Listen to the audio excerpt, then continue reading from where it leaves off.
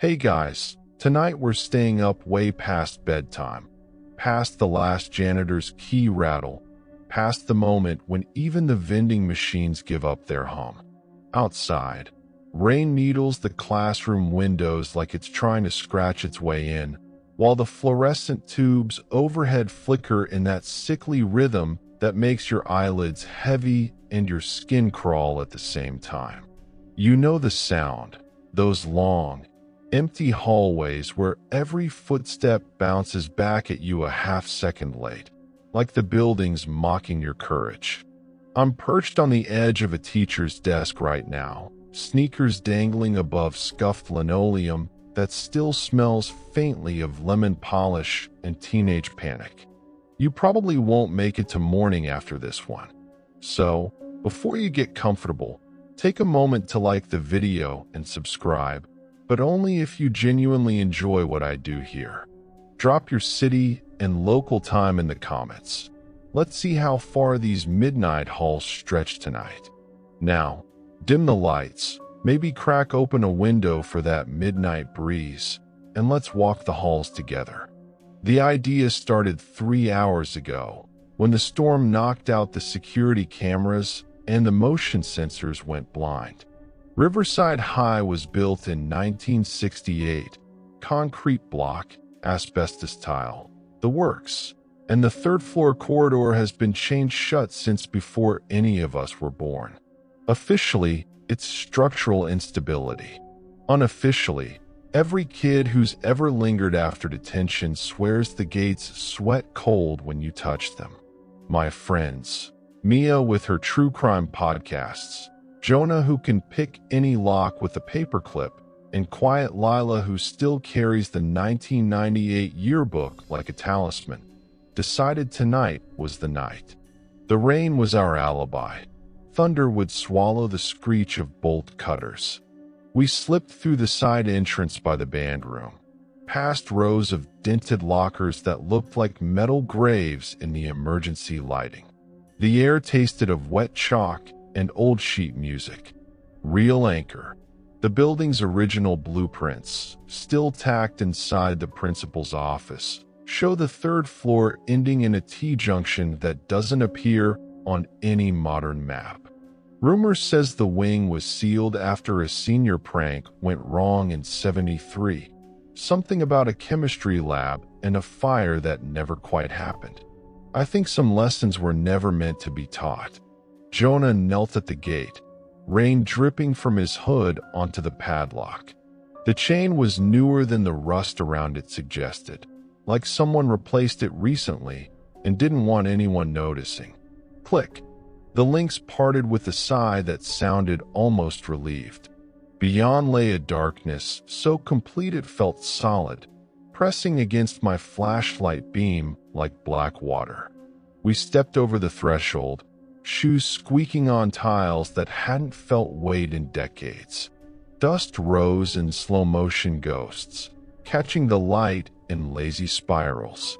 Somewhere deeper, a single drop of water plinked. Plink, plink, into a puddle that shouldn't exist up here. Mia's phone died first. Not low battery.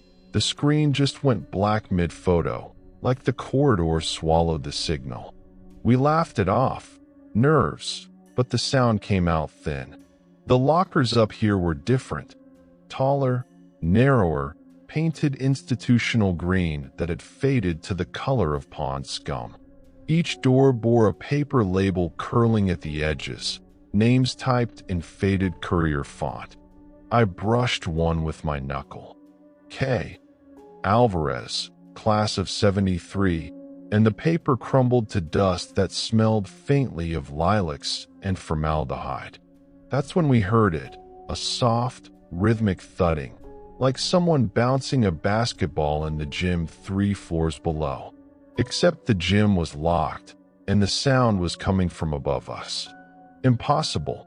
The roof access had been bricked over after a kid fell in '89. Jonah aimed his flashlight upward. The beam caught a ceiling tile shifting, just slightly, as if something on the other side exhaled. We froze. The thudding stopped. In the silence, the rain on the windows sounded suddenly far away, like it was happening to someone else's school.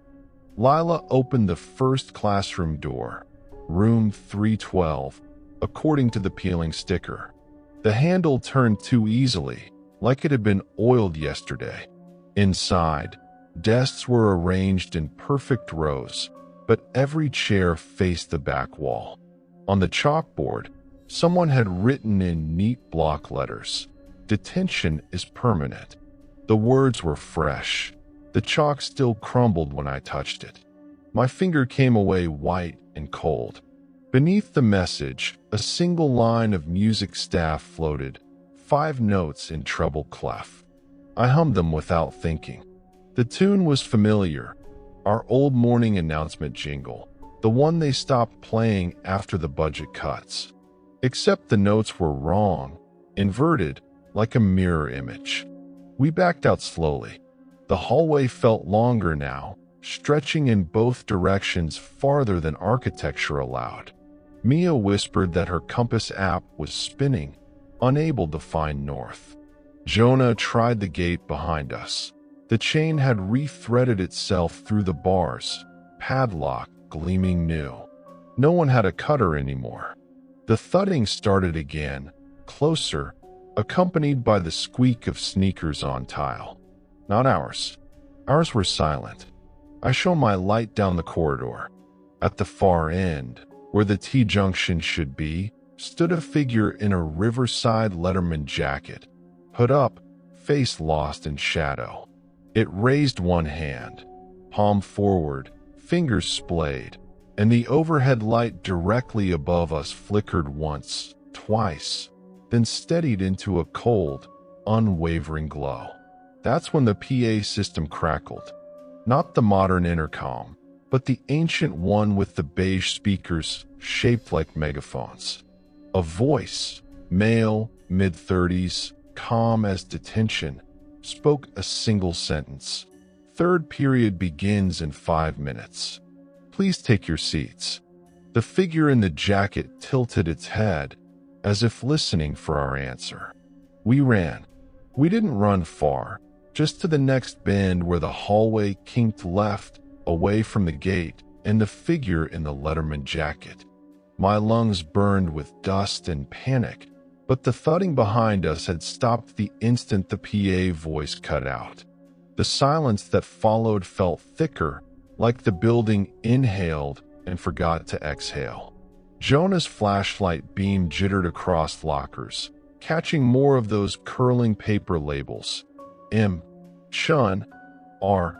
Patel, J. Kowalski. Names that sounded like they belonged to our parents, not ghosts. The air smelled of old paper and the copper tang you get when you bite your tongue too hard.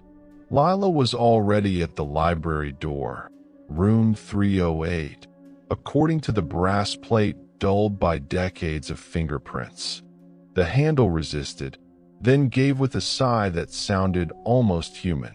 Inside, moonlight spilled through high windows filmed with grime, striping the carpet in silver bars.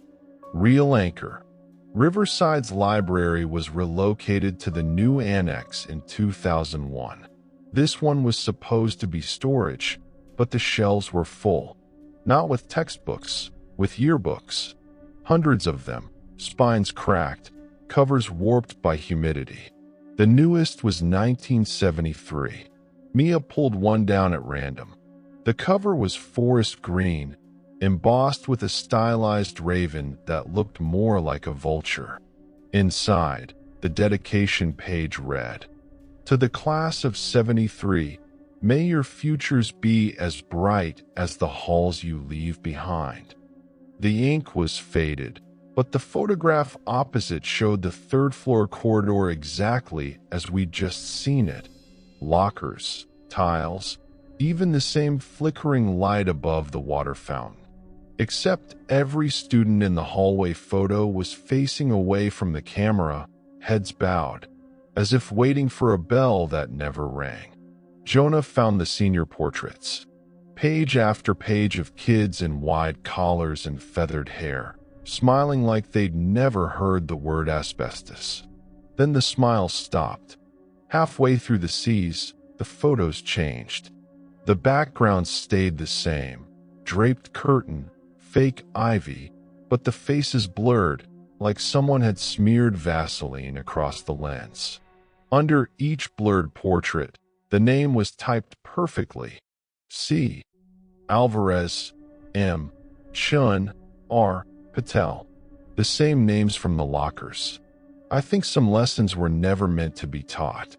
Lila opened another book, 1972, and the difference was immediate. Crisp photos, normal kids, quotes about college and Vietnam. She flipped to the index and ran her finger down the list. No Alvarez, no Chun, no Patel, like they'd been erased from the year before they vanished. My stomach folded in on itself. Mia was filming again. Her phone had mysteriously powered back on, but the screen showed only static where our reflection should be. That's when the shelves started moving. Not sliding, breathing. The metal frames expanded a fraction, then contracted, dust sifting from the tops like dandruff. A low groan rolled through the room, the sound of a building settling into a position it didn't want to hold. Jonah grabbed a 1973 book at random and opened it to the club pages. The photography club photo showed 8 kids around a darkroom enlarger. 7 faces were clear. The 8th was a silhouette, featureless, holding a camera pointed directly at us. The caption read, "Developing tomorrow's memories today." The lights in the library flickered, once, twice, then settled into the same cold glow we'd seen in the hallway. On the far wall, a projector whirred to life though no one had touched it. A grainy image bloomed on the white cinder block, the 3rd floor corridor, shot from the T-junction.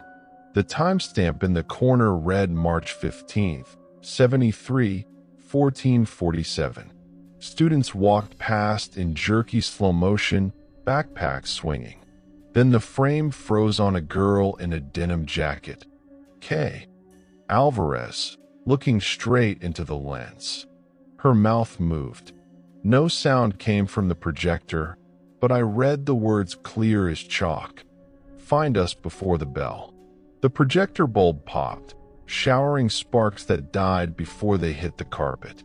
In the sudden dark, the yearbooks began to fall. Not all at once, methodically, one by one, like a card catalog committing suicide. They hit the floor spine first, pages fanning open to the same spread, the blurred senior portraits. The faces weren't blurred anymore. They were watching us, eyes tracking as we moved. Mia dropped her phone. The screen cracked, but the camera kept rolling, capturing our boots crunching over photographs that hadn't been there seconds ago. Jonah knelt, picked up a loose page. It was warm, pulsing faintly like a heartbeat. The portrait on it was his, taken last spring, the one where he's smirking in front of the trophy case. Except in this version, his eyes were scratched out with what looked like a paperclip. Underneath, someone had written in red pen, "You open the gate. Detention starts now." A new sound layered over the rustle of falling books, chalk on slate. Slow, deliberate. We turned toward the blackboard at the front of the library, though no classroom blackboard had been there when we entered. Words appeared, letter by letter, in the same blocky handwriting from room 312. 3rd period, archival studies. Attendance is mandatory. The chalk kept writing, faster now, until the board was full of names, ours included, misspelled in childish scrawl. Then the board cracked down the middle with a sound like a spine snapping. We bolted. The door we'd come through was gone, replaced by a solid wall of yearbooks stacked floor to ceiling. The only exit was a narrow gap between shelves that hadn't existed before. Lila went first, then Mia. I hesitated, glancing back. The projector was running again, but the film had advanced. Now it showed us, right now, standing in the library, frozen mid-step. The timestamp read today's date, 11:47 p.m. The camera zoomed in on my face. My mouth moved. I couldn't hear the words, but I felt them in my teeth. Run. I dove through the gap.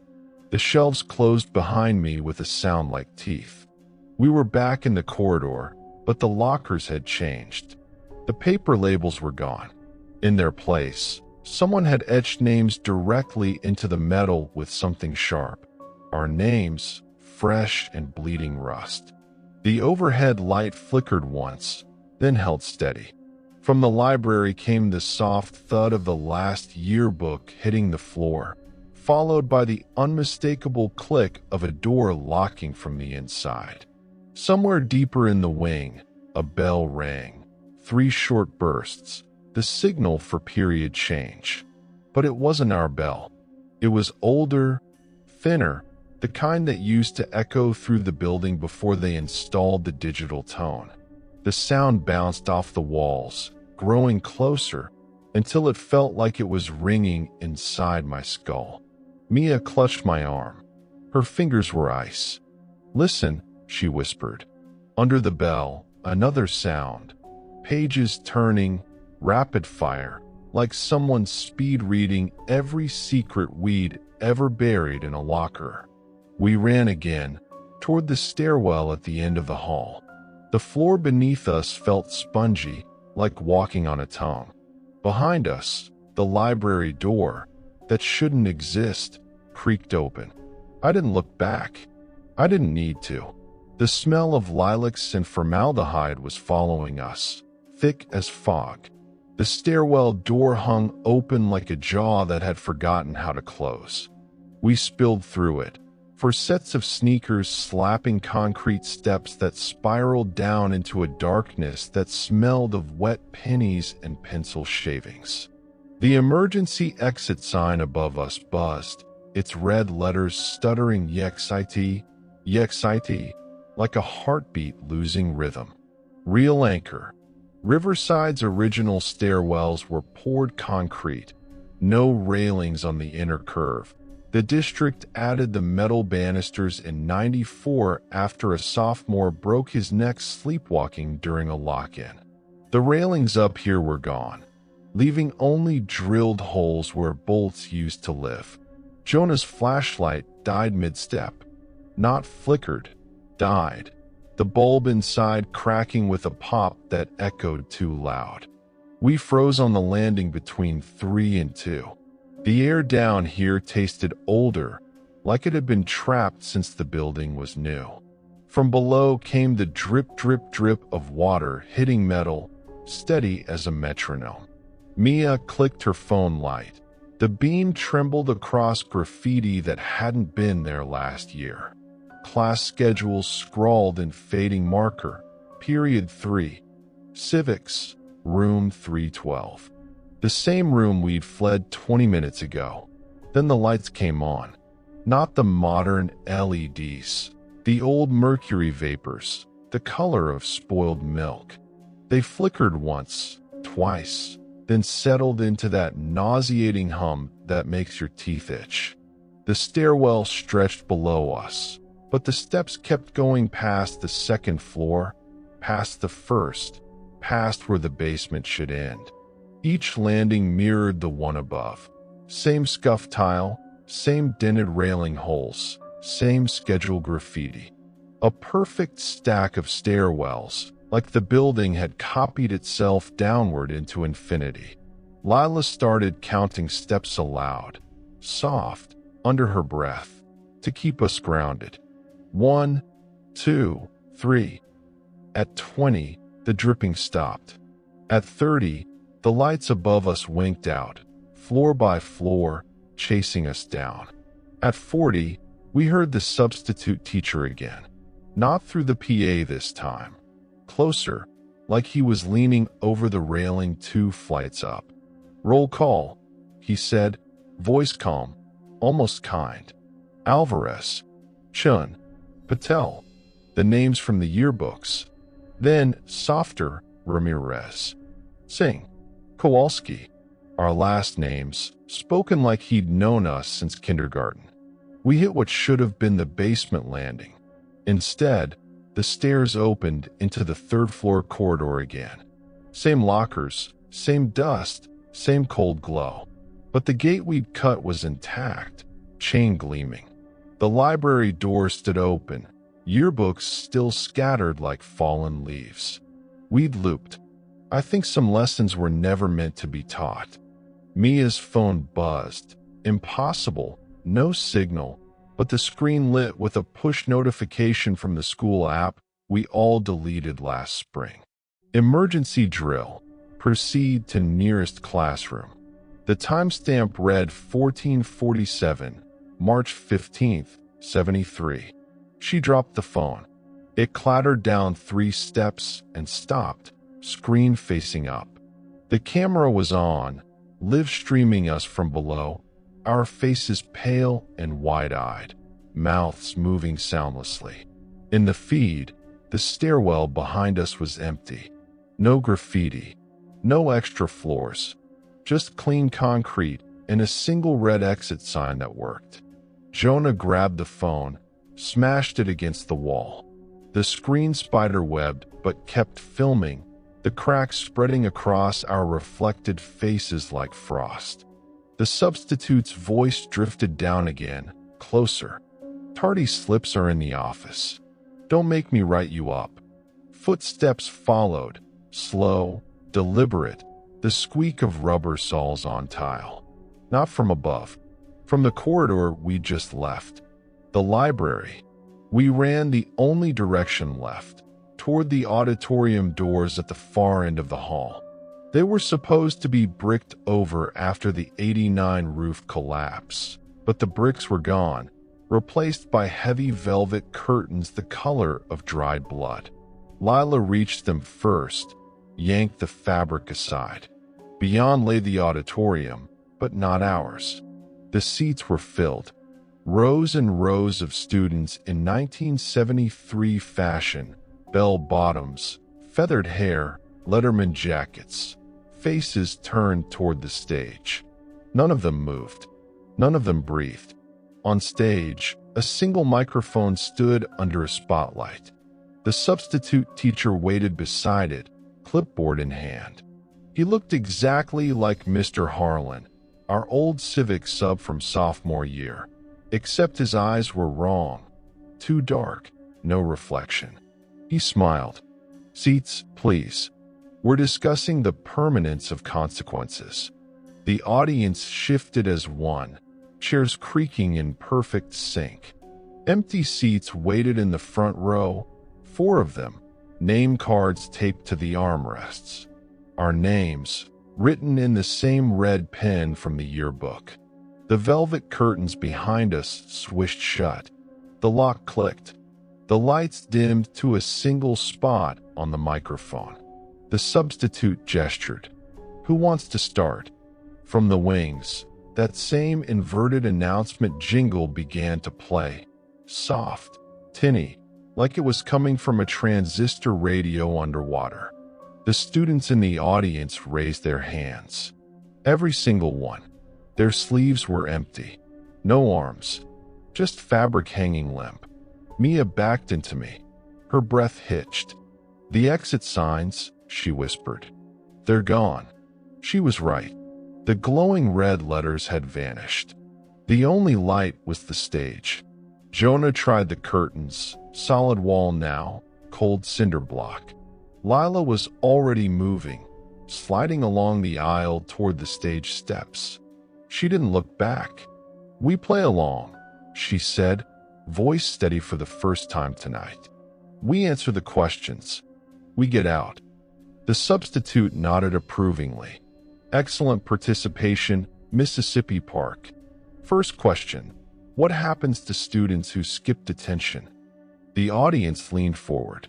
I could see their faces now, blurred like the yearbook photos, but sharpening with every second. K. Alvarez sat in the 3rd row, mouth open in a silent scream.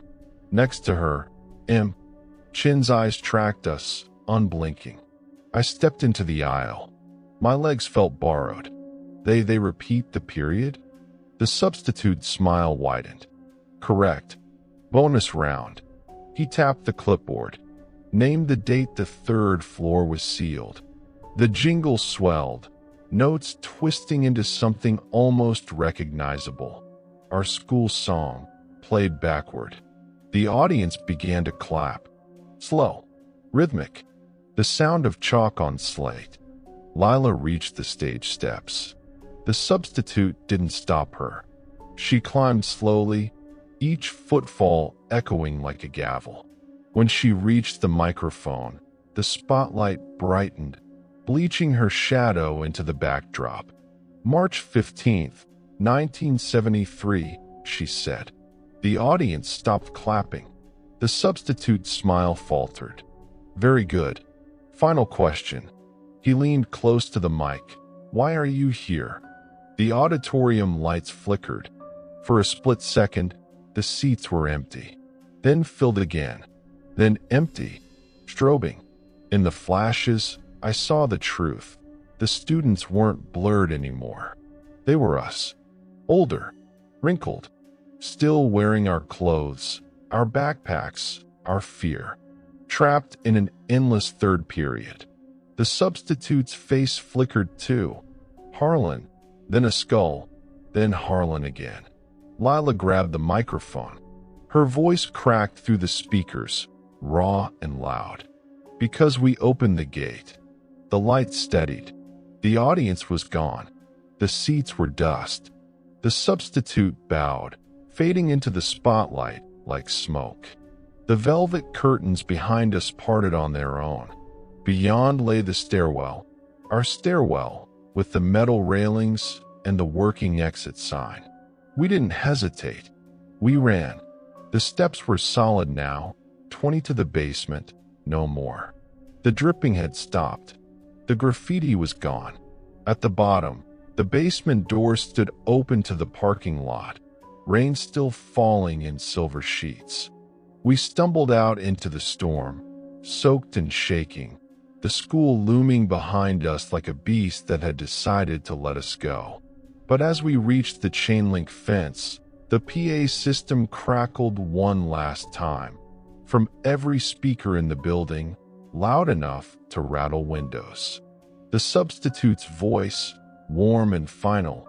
Class dismissed. See you tomorrow. The rain had softened to a mist that clung to our skin like guilt, but we didn't stop until we hit the bike racks, fingers fumbling with locks that felt too real after everything else. My bike chain was rusted stiff, Jonah's was gone, the cable sliced clean. Lila's tires were flat, rubber melted into the rim as if someone had held a lighter to them.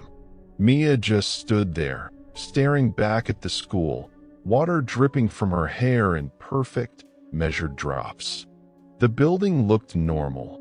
3 stories, flagpole, the usual graffiti on the gym wall, but the 3rd floor windows glowed faintly, a color I couldn't name. Not yellow, not white, something hungry. We left the bikes. The plan was simple. Cut through the soccer field, hop the fence by the maintenance shed, get to Jonah's car 2 blocks over. Simple lasted exactly 12 steps. The field was flooded, ankle deep, but the water wasn't moving. It lay flat as glass, reflecting the sky. Except the sky was clear now, stars sharp. The reflection showed clouds. Heavy, bruised, moving fast. Lightning flickered across the water's surface, but the air above us stayed still. Lila stopped first. Look, she pointed at the puddle. Our reflections lagged. We took a step. They took it a heartbeat later. We raised a hand. Theirs followed, slow, like bad dubbing. Then the reflections smiled. We didn't. We ran again. The chain-link fence rose ahead, topped with fresh razor wire that glinted like it had been installed 5 minutes ago. Real anchor. The district replaced the old fence in 2019 after a senior climbed it drunk and shredded his calf. The work order is still pinned in the office. This wire was thicker, coiled tighter, humming faintly with electricity. Jonah grabbed the metal post anyway. His hand came away wet, blood, but not his. The wire had sliced the reflection, not the real thing. Mia found the gate. It was padlocked, same as the third-floor entrance, but the chain was loose, links big enough to slip through if you turned sideways. We did. On the other side lay the maintenance road, gravel, puddles, the smell of diesel and wet leaves. Normal. Safe. Except the puddles here reflected the school too. Every puddle, every raindrop on the windshield of the groundskeeper's truck. The third-floor windows stared down from a dozen surfaces, multiplying. Jonah's car sat under the sodium light, driver door ajar. The dome light was on, casting a sickly orange bubble. Inside, the seats were occupied. For figures, us, buckled in, heads lolling. The Jonah in the driver's seat turned slowly, smiled the same delayed smile we'd seen in the field. The Mia beside him raised a hand, palm out, fingers splayed. The same gesture the Letterman jacket figure had made. The engine turned over on its own, headlights flaring white. We backed away. The gravel crunched under our shoes, but the sound came a half-second late, like the ground was echoing us. Lila grabbed my sleeve. "Locker mirrors," she whispered. "They're everywhere." She was right. Every reflective surface, car windows, the chrome bumper, even the puddles, had become locker doors. Narrow, green, paper labels curling. Our names etched in rust. The car doors opened in unison. The reflections stepped out. They moved wrong, jerkily, like stop motion, but their shoes made no sound. The Jonah reflection held Jonah's bolt cutters, blades dripping. The Mia reflection carried her cracked phone, screen still filming. They advanced. We retreated toward the shed. The shed door was unlocked. Inside smelled of gasoline and old paint, the air thick with solvent ghosts.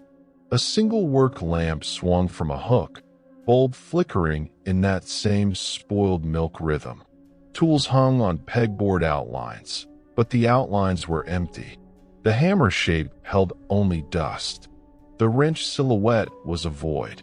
On the workbench lay a mirror, full length, leaning against a stack of traffic cones. The glass was cracked down the middle, but the fracture lines formed a perfect T-junction, like the missing hallway on the blueprints. We had no choice. The reflections were at the door, silhouettes backlit by headlights. We stepped through the mirror. The glass gave like water, cold and resisting, then spat us out into the third-floor corridor again. But different. The lockers were open, doors hanging like broken jaws. Inside each locker, another mirror. Smaller. Endless regression. I caught my reflection in the nearest one. It blinked first. I think some lessons were never meant to be taught. Lila was already moving, touching the mirrors one by one. "They're doors," she said, "but not all lead out." She pressed her palm to a glass labeled M. Chun. The surface rippled, showed a glimpse of the soccer field. Night. Empty. Stars real. She shook her head. "Wrong year." "Next. R. Patel." The mirror showed the basement, water dripping, exit sign glowing. Closer. Jonah tried his own name. The glass went black, then filled with static.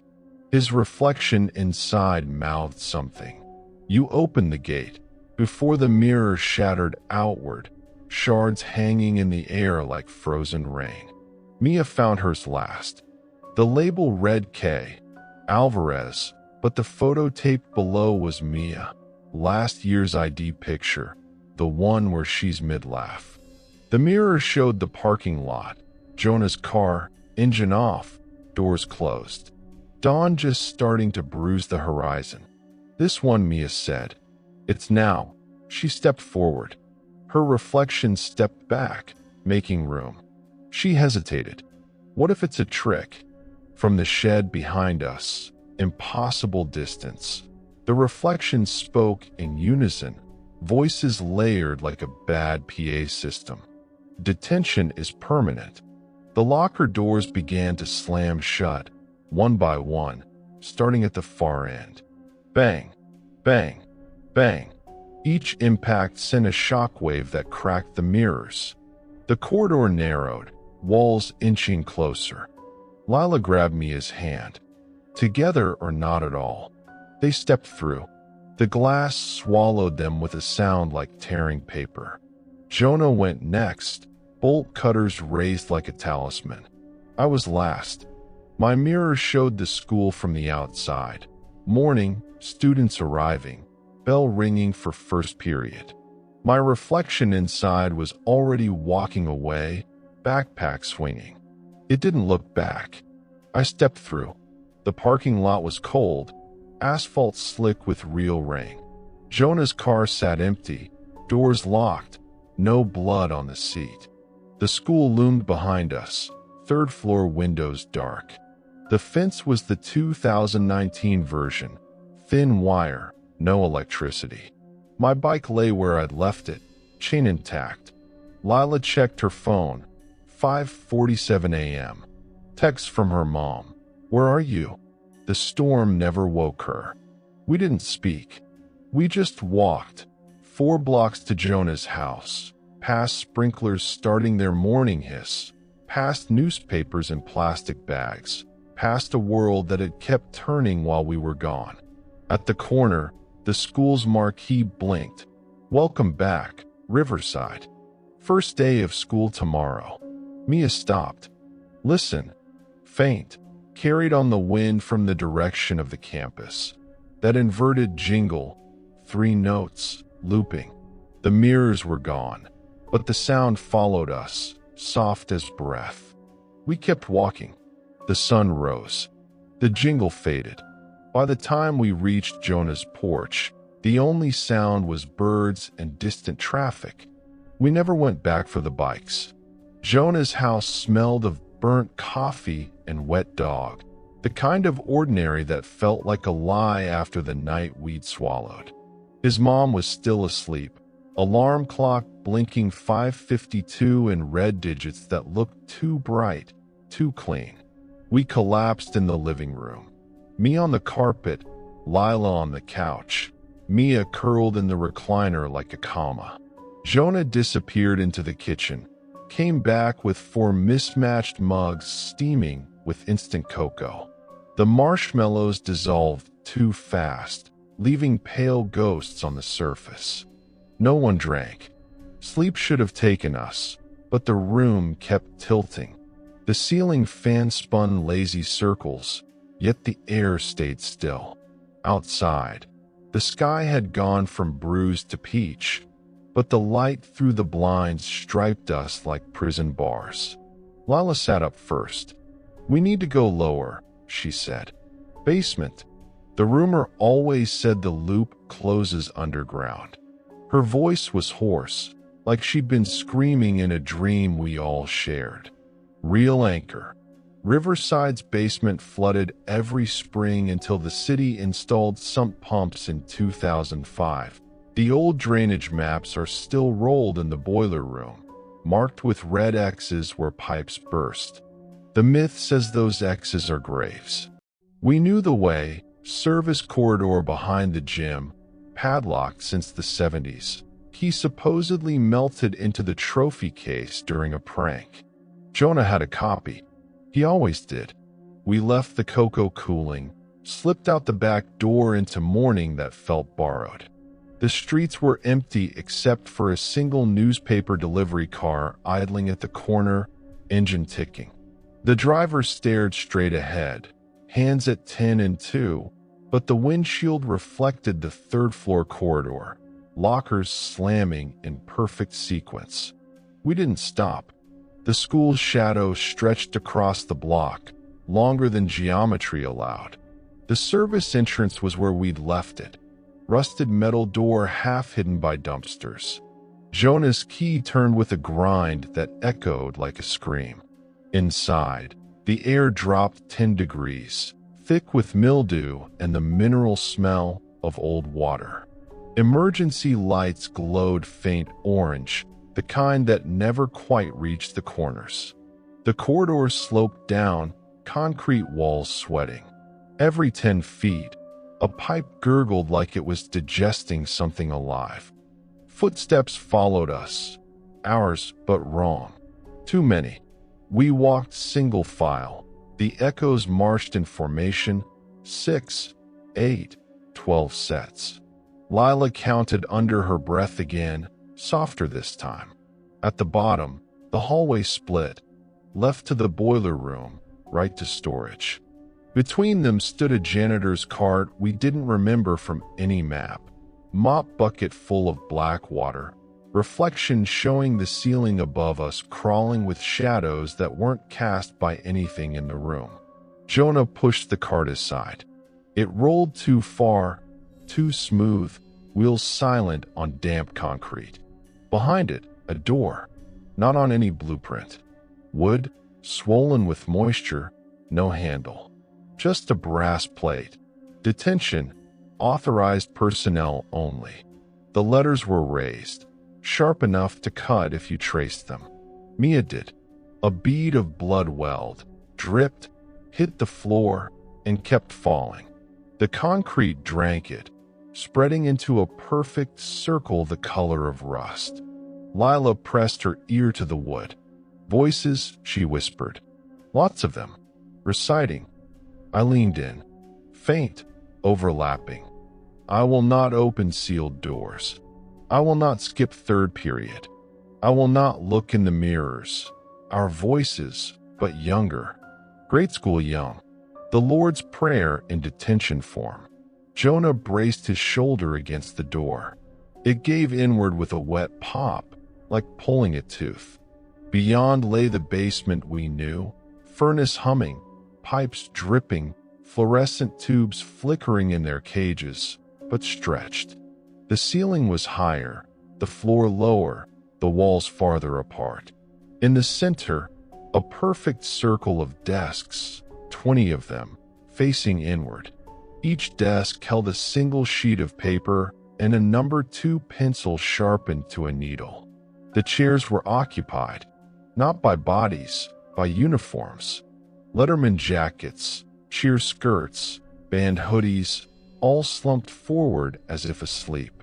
The name tags read 1973. We stepped inside. The door sealed behind us with a sound like a tongue clicking. The furnace shut off. Silence so complete I heard my pulse in my teeth. Then the pencils began to move. Not held, floating, scratching across paper in frantic unison. We circled the desks. Every sheet bore the same sentence, over and over, filling margins, bleeding off the edges. We opened the gate. We opened the gate. We opened the gate. Mia reached for the nearest page. The pencil kept writing, faster, the lead carving grooves into the wood beneath. Her fingers brushed the paper, and the uniform in the chair sat up. Empty sleeves, empty collar, but the name tag flipped. M. Ramirez. My last name. The hood turned toward me. No face. Just darkness that smelled of lilacs and formaldehyde. The other uniforms stirred. 20 heads swiveling in perfect sync. The pencils rose, points aimed at us like tiny spears. Jonah grabbed a chair, swung it. The uniform dissolved into dust that hung in the air, reforming behind him. The circle tightened. Desks scraped inward, legs screeching on concrete. The papers fluttered up, pages multiplying, filling the air like snow. Each sheet now showed a different year. 1973, 1989, 2001, 2019. Today, same sentence, same handwriting, same blood-brown ink. Lila dove under a desk, came up with a trapdoor ring bolted to the floor. Sub-basement, she gasped. Old coal chute. The bolt was new, shiny, but the ring turned slick with our sweat. We heaved. The trapdoor lifted with a scream of rusted hinges, revealing stairs that spiraled down into blackness that breathed. The uniforms lunged. We jumped. The fall was longer than physics allowed. We landed on cold dust soft as ash, knees buckling but not breaking. Above, the trapdoor slammed shut. The uniform's scratching became a distant rain. Down here, the air was warm, humid, alive with the smell of wet earth and something sweet. Overripe fruit left too long in a locker. Emergency bulbs glowed red, spaced every 10 feet, leading to a tunnel braced with timber that looked freshly cut. We followed because there was nowhere else. The tunnel sloped gently, walls weeping clear water that tasted of iron when I licked my lips. Every few steps, a niche held an object. A 1973 hall pass laminated in yellowed plastic. A cassette tape labeled "Morning Announcements, Do Not Play." A Polaroid of the third-floor gate, chain intact, but the padlock shaped like an eye. Lila pocketed the hall pass. "Proof," she said, though her voice cracked on the word. The tunnel ended at a brick wall. Not old brick. New, mortared yesterday, still damp. In the center, a single word finger-written in wet cement. Confess. Beneath it, for handprints, small, child-sized, pressed deep. Our hands fit perfectly. We pressed. The brick dissolved into dust, revealing a chamber no bigger than a classroom. In the middle, a reel-to-reel tape recorder on a pedestal, spinning slow. The tape was fresh, brown magnetic ribbon glinting. A microphone dangled from the ceiling on a coiled cord. The walls were lined with speakers, old PA horns, cracked and yellowed. From them leaked our voices, recorded at different ages, overlapping. I didn't mean to. It was just a prank. Please let us out. The reel kept spinning, capturing the echo, feeding it back louder. Jonah stepped forward. The floor beneath him rippled like water. "This is the loop," he said. "We confess, we join them.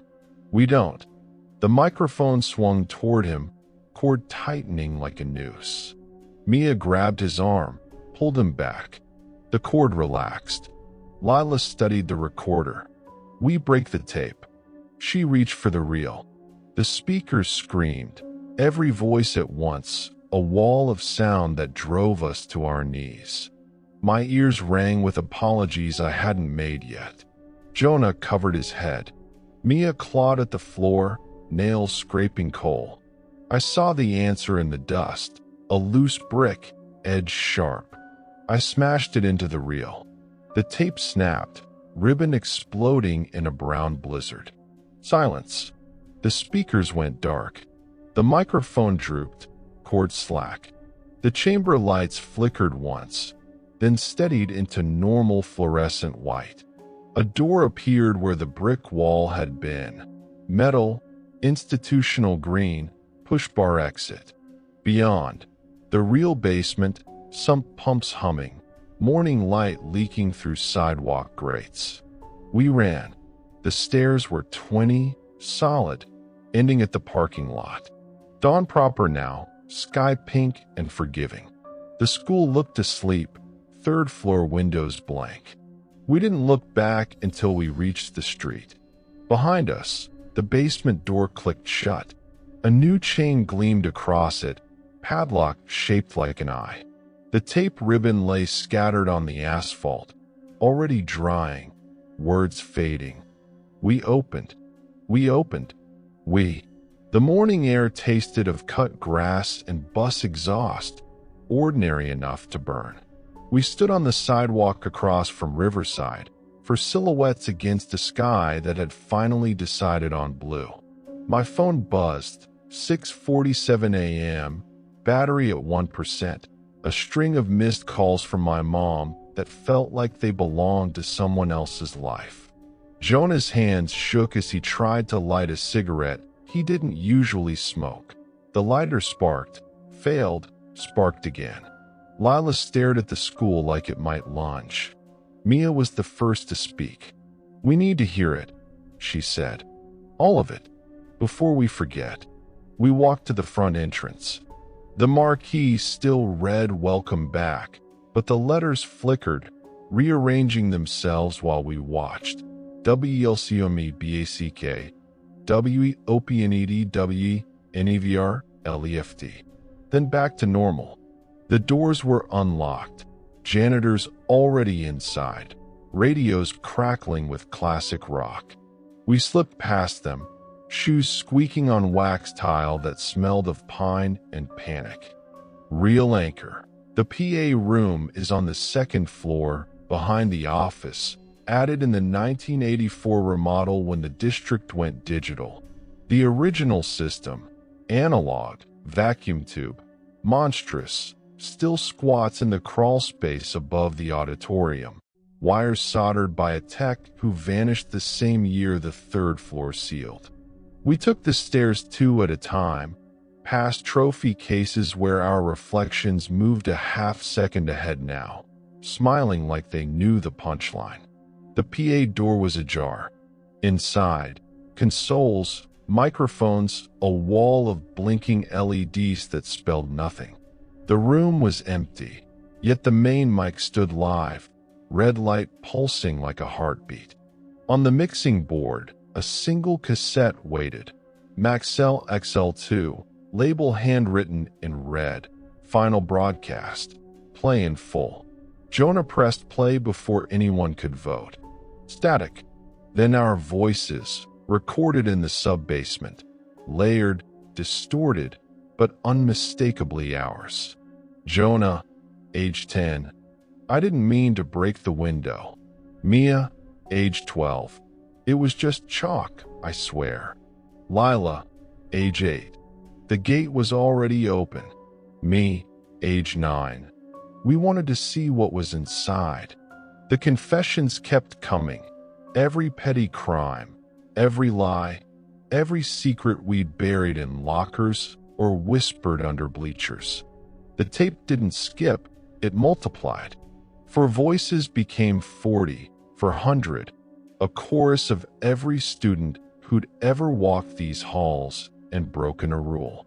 The red light on the mic brightened, feeding the sound back into the system, broadcasting it through every speaker in the building. The janitor's radios cut to the same feed. Classroom intercoms crackled. Even the vending machines hummed our sins in digital fragments. I think some lessons were never meant to be taught. Lila lunged for the stop button. It sank under her finger, but didn't depress. The tape kept spinning. Jonah yanked the cassette. Reel snapped, ribbons spilling like intestines. The sound didn't stop. It poured from the walls themselves, from the floor, from the air we breathed. The PA room stretched, ceiling lifting, floor dropping, until we stood in the third-floor corridor again. Lockers, dust, cold glow. But the lockers were open, mirrors inside reflecting the PA room, reflecting the corridor, reflecting us. The reflections stepped out. They looked solid now, flesh, denim, fear. Each carried a microphone clipped to their collar like a hall monitor's badge. The Jonah reflection spoke first, voice crackling through every speaker at once. Confession accepted. Detention served. The Mia reflection smiled the way Mia smiles when she's about to cry. "You can leave, but you'll carry us." The floor rippled. Desks rose from the tile like mushrooms after rain, arranged in perfect rows. On each desk, a diploma, rolled, sealed with red wax. Our names embossed in gold. The reflections sat, picked up pencils that weren't there a second ago, and began to write. The sound was chalk on slate, endless. Lila grabbed my hand. "The gate," she said. "We close it." We ran, past the mirrors, past the desks, past the reflections who didn't chase, just watched with eyes that had seen every tomorrow. The gate stood where we'd cut it, chain intact, padlock gleaming. But the links were made of cassette tape now, brown ribbon threaded through metal, still spinning, still recording. Mia knelt, pressed her bleeding finger to the padlock. The eye-shaped hasp blinked. The ribbon tightened, then loosened. Jonah threaded the broken bolt cutters through the links, symbolic, useless, but the metal sang. I whispered the only confession that mattered. "We're sorry. We'll never open it again." The gate sighed. The ribbon snapped. The padlock fell open with a click that echoed through every floor, every year. The corridor folded in on itself, lockers flattening, mirrors cracking into dust, desks sinking back into tile. The reflections stood, bowed, and stepped backward into the gate. One by one, they dissolved. 1973, 1989, 2001. Us. Until only 4 remained. The real us. The PA system gave one final crackle. A single voice, not the substitute, not ours, but the building itself, old and tired, class dismissed. Light flooded in, real morning light, pouring through windows that hadn't existed a heartbeat ago. The gate was bricked over, mortar still wet, a brass plaque embedded. In memory of curiosity, sealed 2025. We were in the first-floor hallway, office ladies arriving with coffee, bells about to ring for first period. No dust, no blood, no tape.